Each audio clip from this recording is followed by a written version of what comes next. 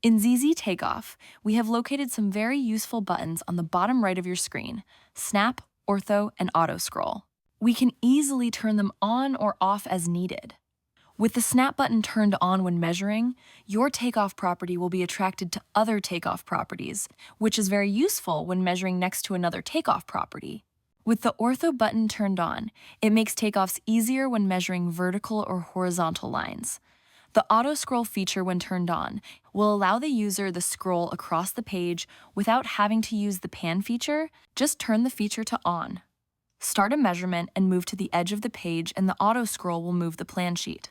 There is also a chat feature in the bottom right corner that lets you chat with a ZZ team member if you have a question or could use some assistance. It's easy with ZZ.